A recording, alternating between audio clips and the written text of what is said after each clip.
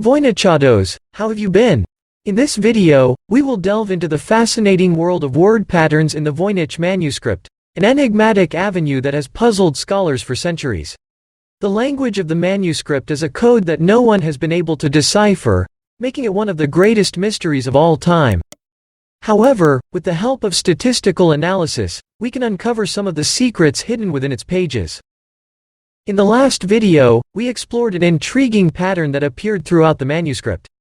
The pattern goes as follows: rat or tarat, followed by either an I or an E, then one of the combinations ner, nes, nem, or m, and finally one of the five vowels a, e, I, o, or u. We discovered that this pattern appeared predominantly in Quire 13 and Quire 20, and that it seemed to describe features of plants. Today, we will take a closer look at this pattern and explore the specific combinations of letters and their corresponding plant features. By understanding the meaning behind this pattern, we can gain valuable insight into the content of the manuscript and move one step closer to deciphering its cryptic language. So, let's get started. So, welcome yourself, Voynichados. Because we just talked about the Voynich Manuscript, a mysterious codex that has confounded scholars and cryptographers for centuries. Its pages are filled with strange illustrations, plants that seem to have no botanical counterpart, and an unknown script that has yet to be deciphered. The daring few who have attempted to decode this manuscript have been met with little success. Many believe that the text is a cipher or a code, yet no one has been able to crack it. However, recent advances in statistical analysis have provided new hope for those seeking to uncover the secrets of the Voynich Manuscript. In the next few seconds, we will be exploring the various patterns and clues that have been discovered in the text, and how they may help us to finally unlock the mystery of this elusive codex. So, sit back, grab a cup of tea, and get ready to dive deep into the world of the Voynich Manuscript. Voynichados, we have now established that the Voynich Manuscript contains valuable information on plants, their uses, and how to prepare them. However, the manuscript's cryptic language has made it impossible to decipher its content for centuries.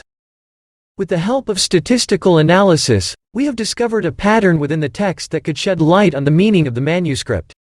The pattern we found goes as follows: rat or tarat, followed by either an I or an E, then one of the combinations ner, nes, nem, or m, and finally, one of the five vowels a, e, I, o, or u.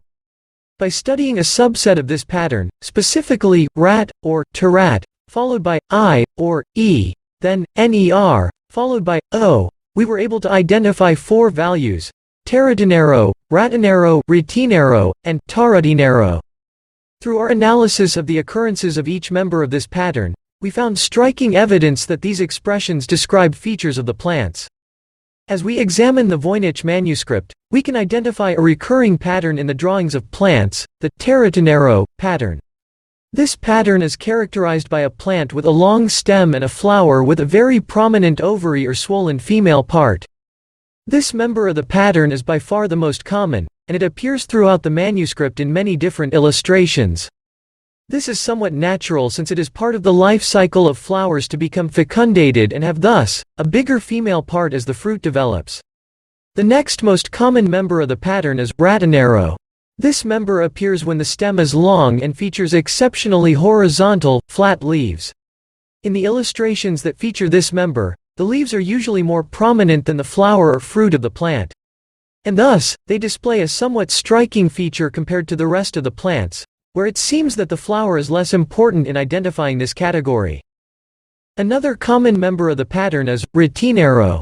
This member appears when the stem is long enough to feature a flower that is above the leaves, and the leaves are of no particular shape. This member is particularly interesting because it is similar to many plants found in nature, and may provide some insight into the types of plants that were available to the author of the manuscript. This is a very ordinary type of information that fits most of the flowers, and thus, should be regarded as such. The least common member of the pattern is tartanero. This member appears when the stem is not necessarily long, but the plant has branches that sprout through the stem and are quite long with many leaves attached through the length of it. These plants are particularly interesting because they do not conform to the usual pattern of tartanero, ratenero, and ratinero members, and may represent a unique perspective on plant life. The branches themselves, for this member, are sometimes so heavy that they develop in a flat horizontal fashion, with a striking high number of leaves that contribute to the weight and position of the branch. Voynichados. Now that we've delved into the fascinating patterns found in the Voynich Manuscript, I encourage you to continue exploring its secrets. Whether you're a botanist, linguist, historian, or simply curious, there is so much more to uncover. As we explore each member of this pattern, we can see that they all have distinct characteristics that differentiate them from one another. These differences may provide clues to the plants that the author of the Voynich Manuscript was observing or using in their work.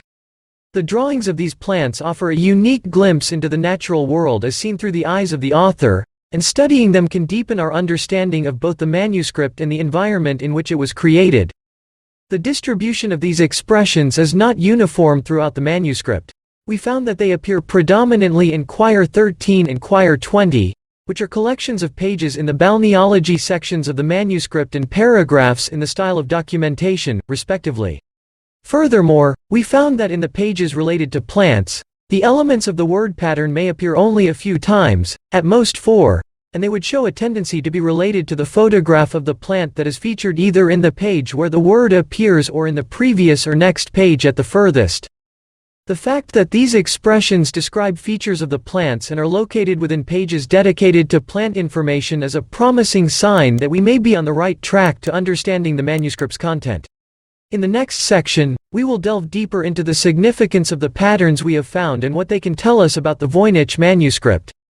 Now that we have a better understanding of the patterns present in the Voynich Manuscript, let's take a moment to appreciate the significance of this document. The Voynich Manuscript is a highly unique and mysterious text that has puzzled scholars and researchers for centuries.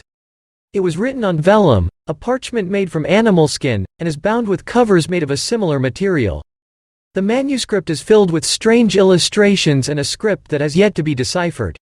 The manuscript's origins and purpose are unknown, but many theories abound.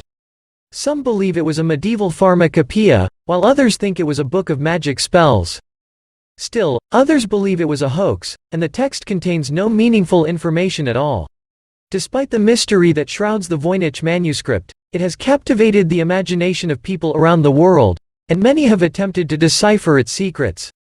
The efforts of these Voynichados, as I might call them, people like you and me, have led to some intriguing findings, such as the patterns we discussed earlier.